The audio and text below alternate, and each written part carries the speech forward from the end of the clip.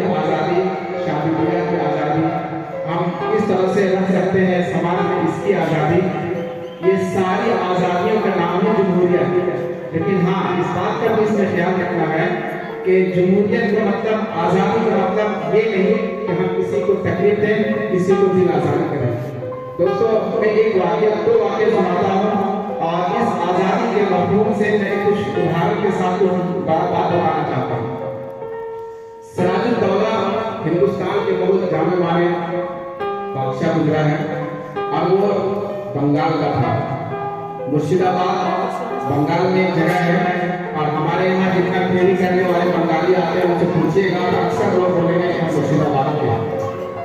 सिराजुद्दौला की हुकूमत मुर्शिदाबाद में थी और जब अंग्रेजों ने उसका ताक़ुब किया, उसका पीछा किया, उसको हराने की कोशिश की, तो उसका जो मीर था, मीर कारवां, उसका जो सिपह सालार था, उसका नाम था मीर जाफर। मीर जाफर उसके साथ गद्दारी किया और एक दिन ऐसा आया कि सिराजुद्दौला वहाँ पे शहीद हो गया इस देश के लिए। ऐसे ही एक वाक़या, दूसरा वाक़या कहीं ना ये याद हो कि जब भी कोई लड़ाई होती है, देखिए जमहूरियत हमको एक चीज़ सबक देता है और वो सबक ये है कि जब भी कोई लड़ाई